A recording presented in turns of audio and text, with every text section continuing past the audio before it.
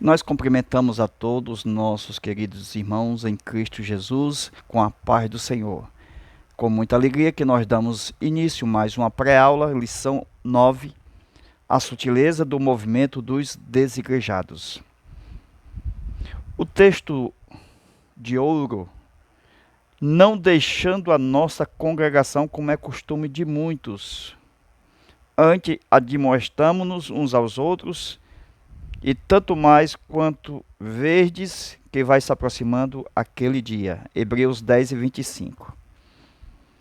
De acordo com a lição, nós vamos estudar com base em Hebreus capítulo 10, versículo 19 ao 25, a visão e a prática do movimento dos desigrejados. Estudaremos a natureza da igreja neotestamentária e também a importância e a necessidade da igreja. Queridos irmãos, é um assunto muito excelente para os nossos dias atuais, em que muitos, talvez até pense por causa da pandemia, pode viver uma vida sem uma comunidade cristã, sem estar junto com os seus irmãos. Nós estamos verdadeiramente no final dos tempos, aonde o verdadeiro cristão ele anela pela vinda de Cristo. Mas o fato dele ser um verdadeiro cristão, ele não nega as verdades da Bíblia Sagrada. Mesmo em perseguição que a igreja primitiva vivia, a igreja ela tinha uma doutrina, ela tinha um padrão, ela tinha um ensinamento. E todos nós sabemos que a Bíblia é o manual de Deus dado a todo ser humano. E quando a gente lê a Bíblia, ela é a nossa regra de fé e de prática. Com respeito ao culto, nós temos um modelo a seguir, uma liturgia bíblica. E como nós estamos tratando de pessoas que deixaram de se congregar, que deixaram a sua igreja local, a sua denominação, para até mesmo viver uma vida só, em casa. Mas mesmo assim crendo, sendo ele igreja, sendo ele cristão. Será que é possível realmente o crente ser salvo sem se congregar, sem estar junto com outros irmãos? O que nos mostra a Bíblia a respeito do culto? O que mostra a justiça divina a respeito deste assunto? Esta aula é uma aula que vai mexer com muitas pessoas, infelizmente. Nós estamos vivendo nos dias em que há comichões nos ouvidos das pessoas. As pessoas querem seguir o que está massageando o seu próprio ego. Elas não querem mais ter uma autoridade sobre ela, daquilo que foi constituído biblicamente a respeito da igreja. A aula de hoje começa mostrando exatamente que os desigrejados, pessoas sem igreja, parece um termo, desigrejado, negativo, né? E até muitos se ofendem por ser chamado desigrejado. A expressão desigrejado, ela tem uma conotação de uma pessoa que não está se congregando, ok? E dentro da Bíblia, será que ela realmente é igreja? Uma pessoa só ela é igreja? A Bíblia mostra isso lá em 1 Coríntios, que mostra que um só não é igreja. Ele pode até fazer parte de uma igreja, mas a igreja ela é feita por muitos membros. É Paulo quem diz. Nós vamos estudar tudo isso. Então, número 1 e número 2. Desigrejados, lição de número 9. Por que eles são desigrejados? Nós temos aqui a parte da decepção. E segundo, a parte da teologia.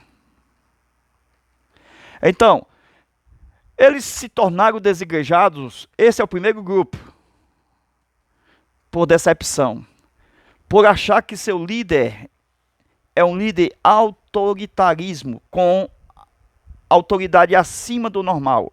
É verdade que nós estamos vivendo em que as pessoas hoje são pastores, né, feito de qualquer maneira, sem uma chamada específica. Infelizmente, há uma banalização do nome pastor. Mas a gente vai estudar na Bíblia que Jesus deu dons aos homens.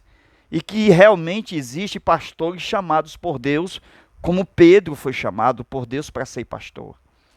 Quando Jesus disse para Pedro, apacenta as minhas ovelhas. João capítulo 21.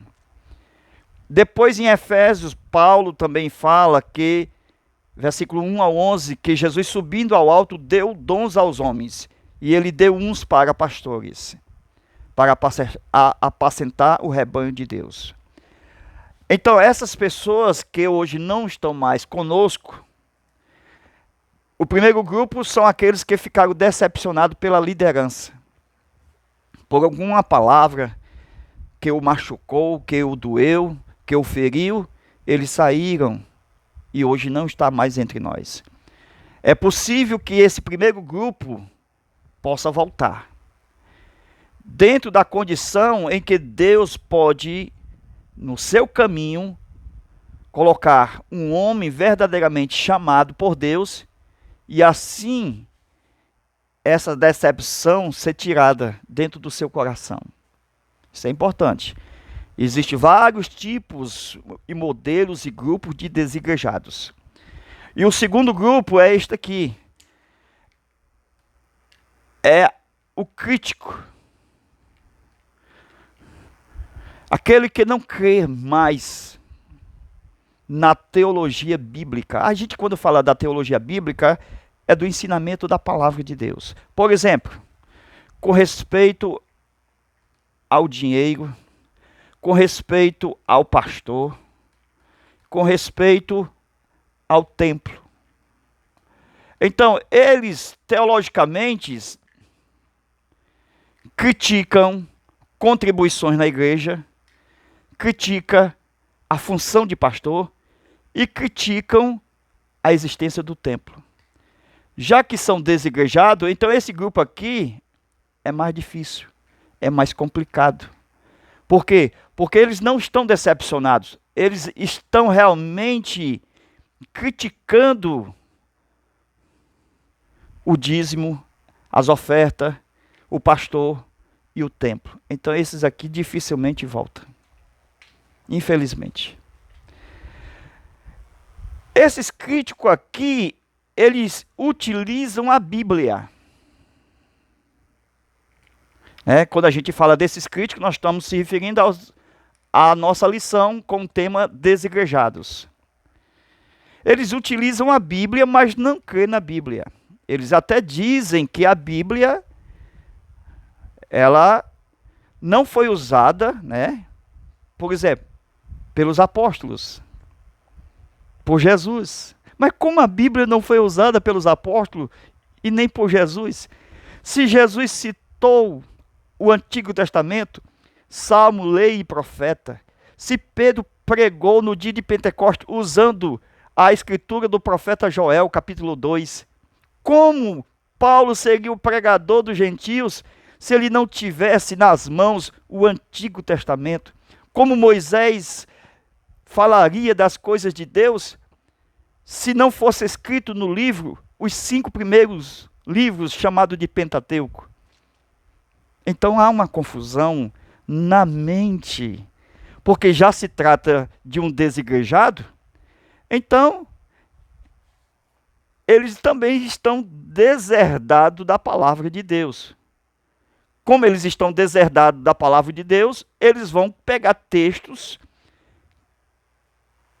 que aparentemente vai defender o seu ponto de vista. É o que nós vamos ver a partir de agora. Nosso primeiro texto, 1 de Pedro, capítulo 2, versículo 5. Texto usado pelos desigrejados. Veja o texto.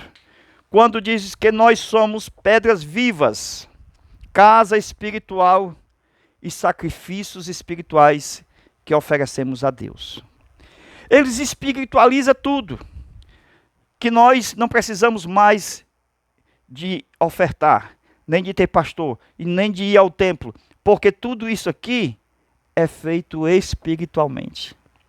Eles falam somente uma parte, ou seja, meias verdade. O que é verdade? A verdade é a Bíblia toda.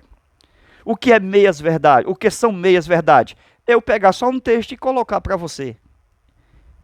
E o resto da Bíblia, que fala também a respeito disso, daquilo. Então, o contexto geral é que é as verdades da palavra de Deus. O contexto geral. Lembra de Satanás? Ele colocou textos para Jesus. Está escrito. Então, esse negócio de selecionar texto e apresentar texto para mostrar o que crê, isso aí é satânico. A Bíblia inteira foi colocada por Deus à nossa disposição como palavra inerrante de Deus. É por isso que um texto explica outro texto. Glória a Deus. Então veja que a gente vai ver desde o Antigo Testamento a forma que Deus se relacionava com os homens. Por exemplo, no tempo de Moisés, nós temos o tabernáculo. Presta atenção. Além de ter o tabernáculo no arraial, que é chamado tenda da congregação, do ajuntamento, porque tinha exatamente chofares que anunciava o ajuntamento do povo para servir a Deus no Antigo Testamento. A gente está falando exatamente de pessoas do Antigo Testamento que Deus aprovava eles se reunirem para servir e louvar a Deus. Por exemplo, o Salmo 133, quão bom e quão suave é que os irmãos estejam em união. Os desigrejados são contra a unidade, a união da igreja. Eles não creem que os membros têm que estar juntos, mas dispersos. Agora veja a crítica. É que o tabernáculo foi dado somente para Israel. Mas sabemos que os povos das nações poderiam também se relacionar com as palavras de Deus se essas pessoas crescem nas palavras de Deus. Por exemplo, para comer da Páscoa, um estrangeiro poderia, porque ele tinha que passar pela circuncisão. Amém? Então não tinha exatamente a questão de ser só para Israel. Deus abria exatamente o culto divino para as nações, mas tinha que ser mediante um modelo de revelação. Irmãos, a Bíblia mostra liturgia no culto. Quando vos reunir, uns tem salmo, tem doutrina, tem ensinamento, tem cântico espirituais, ok? Então veja que, como eles espiritualizam tudo aqui, eles estão indo só para a prática como se fosse das obras, do bem. Eles querem uma relação somente da prática das obras. Obras sociais, amar o próximo, enfim. Veja mais algumas coisas relacionadas a esse assunto. Com respeito ao culto, presta atenção. Hebreus capítulo 8, versículo 5, fala que Deus entregou nas mãos de Moisés um modelo de cópia para a construção do tabernáculo, segundo o modelo original que Deus tem no céu. Então, o culto divino na terra, irmãos, tem um modelo. Será que os desigrejados estão corretos no seu modelo de culto? Se nem culto eles fazem,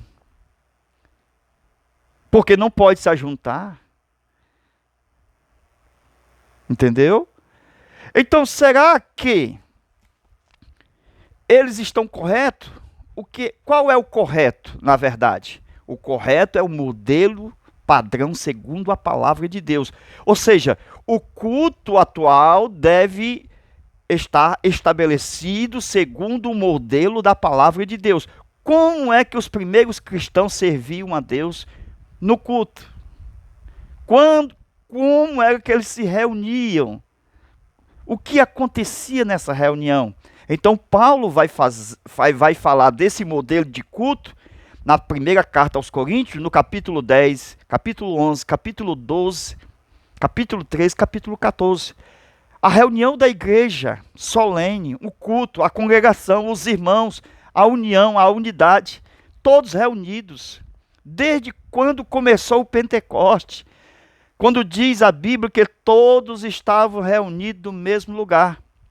Veja a igreja começando com quase 120 irmãos. Eu falei quase 120 irmãos. Maria, mãe de Jesus, estava no meio desses quase 120 irmãos. Ela poderia muito bem fazer parte do desigrejado e dizer: eu já tenho o Espírito Santo.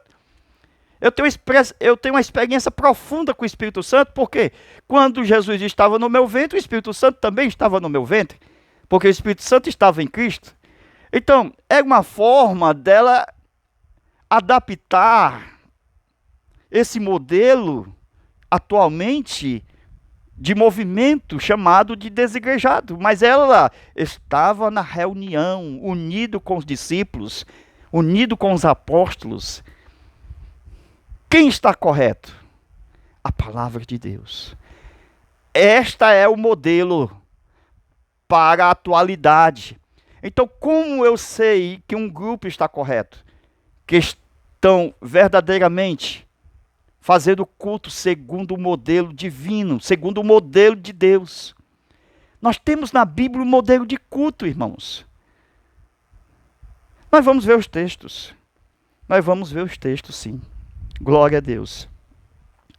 Interessante que eles proíbem, já que não tem reunião, então não tem pregador. Não é verdade? Se não tem reunião, para que pregador? Agora imagine missionário. Nem se fala. E como é que esses desigrejados... Se fala de desigrejado porque anteriormente era igreja, né?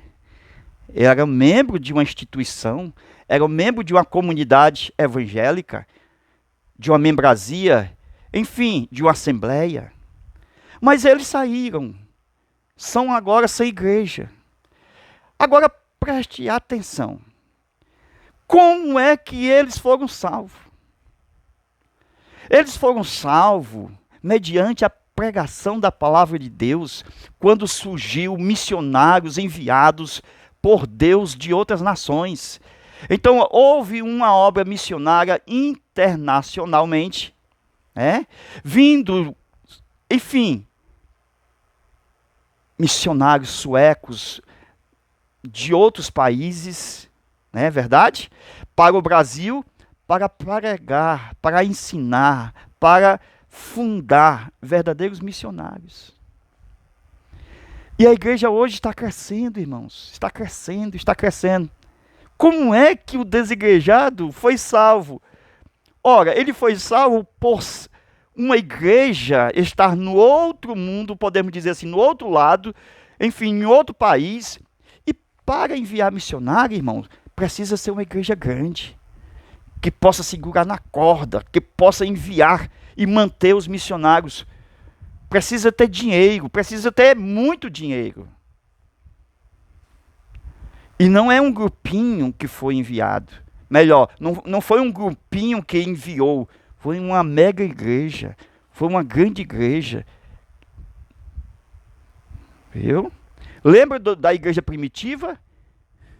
Se converteu 5.000 pela pregação de Pedro, depois mais 3.000. Já tinha 8.000 crentes logo no início da pregação. É assim a palavra de Deus, irmão. Ela cresce dentro do coração de todos aqueles que creem. Glória a Deus.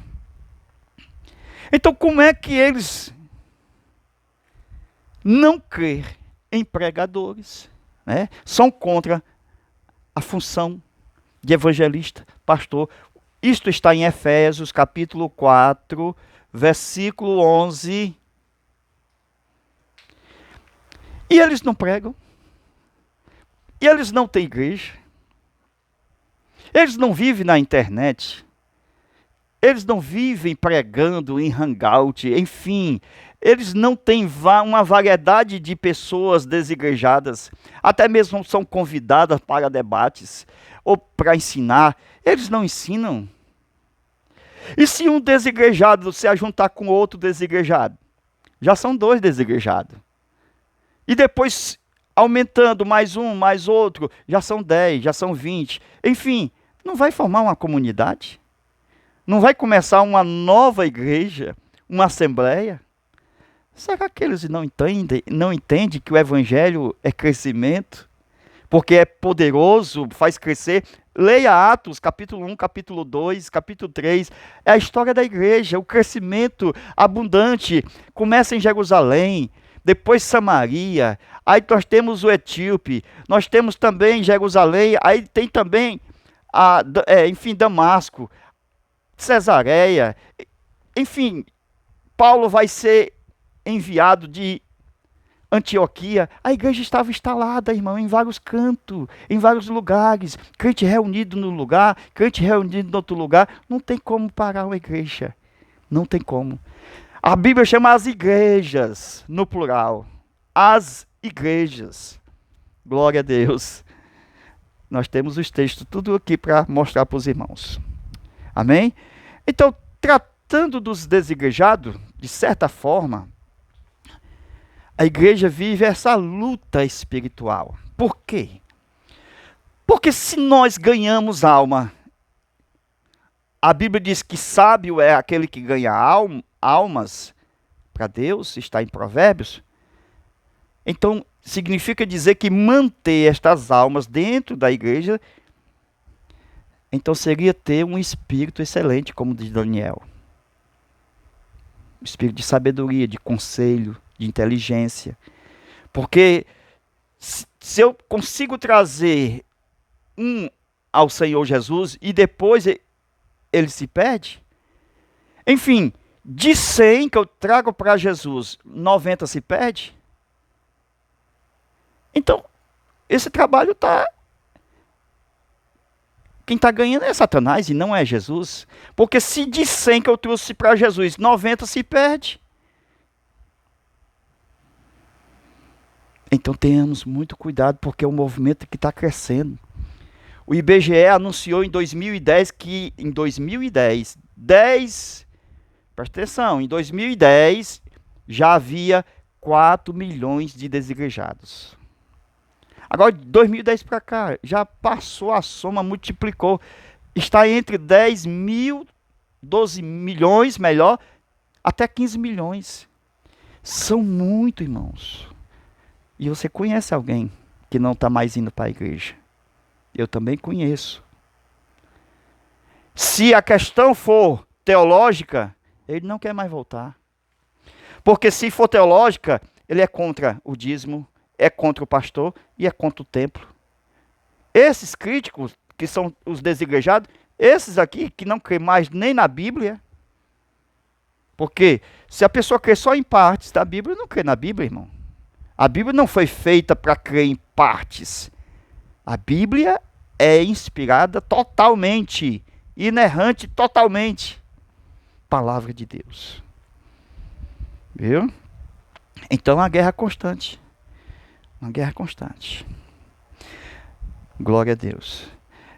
Então, veja que Paulo pregava para os gentios, o pregador dos gentios, e a Bíblia, ela foi feita para juntar povo e não dispersar o povo. Não colocar pessoas aqui e outra ali, é para juntar em unidade.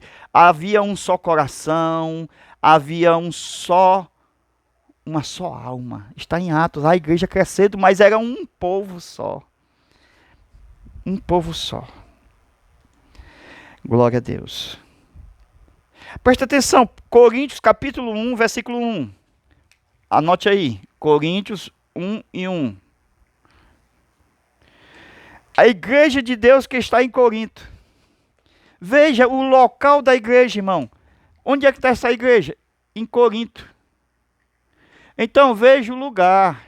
A igreja que está em Jerusalém, né? Jerusalém. Então existem lugares para ela estar. E esses lugares, a Bíblia menciona, presta atenção, 1, 2, 3. Ela menciona a casa, ela menciona cenáculo, certo? E ela menciona templo. Então, os discípulos se reuniam nas suas casas, se reuniam no cenáculo e se reuniam no templo. Tudo está em Atos, irmãos. A gente encontra os versículos mostrando tudo isso. A igreja se reunia no templo e partia o pão em casa. E no dia do Pentecoste foi no cenáculo. Glória a Deus. Amém? Glória a Deus. Então veja o texto. Atos capítulo 2, versículo 46. Estava em casa, ó, os discípulos, servindo a Deus, junto com outros. Viu? Não era só um, não. Aqui era a igreja em casa, certo? A igreja no cenáculo, a igreja no templo. Não era só em casa. Era no cenáculo, era no templo. Ok? Então a igreja pode estar em qualquer lugar. Entendeu? A igreja estava em Jerusalém, a igreja estava em Coríntio. Esta é a igreja de Cristo, irmão. Presta atenção, vamos lá. Atos capítulo, veja o texto, 2, versículo 46. Anote aí, Atos 2, verso 46. No cenáculo, Atos capítulo 1, versículo 13. 1, versículo 13. No templo, Atos 2 e 46. Ok? Então, veja se não tem lugar físico. Podia ser nas suas próprias casas ou no cenáculo. Paulo pregava no cenáculo. Paulo pregou, ó, no terceiro andar.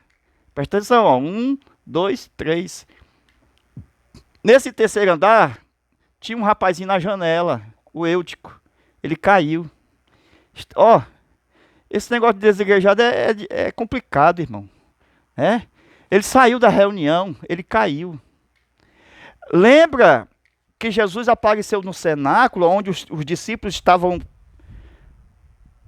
com medo dos judeus e eles ficaram com as portas fechadas? Presta atenção, isso é forte que eu vou dizer. Tomé não estava com eles. Viu? E qual foi a falha dele? A Bíblia menciona que ele foi o incrédulo, porque ele não creu. Então, veja que o Tomé era o desigrejado da época, porque se estavam todos reunidos no cenáculo lá, aí Jesus chegou e disse, Pai esteja convosco, o texto mais adiante vai dizer, e Tomé não estava reunido com eles. Então Tomé seria o desigrejado da época, daquele tempo, porque não estava junto com os discípulos. Isso é só o começo, certo? Nós vamos estudar no nosso Zap, certo? Pedimos que vocês contribua exatamente com aquilo que propôs no seu coração. Aqui é o nosso Pix, nosso telefone, 85-991 28 12 60. Ok? Nós vamos continuar essa aula, tem muita coisa. Nós temos 6 folhas, nós ainda estamos na primeira ainda. Tem muita coisa para estudar. É um assunto longo. Então, ajude esse trabalho, certo? Nesta manutenção de produção de vídeos. Você entra no nosso Zap, certo? Este aqui é o nosso Zap. 85DDD 991 28 12 60. É aqui que você encontra a continuidade desta aula. Que Deus abençoe e que Deus te guarde. Estamos te aguardando. Amém.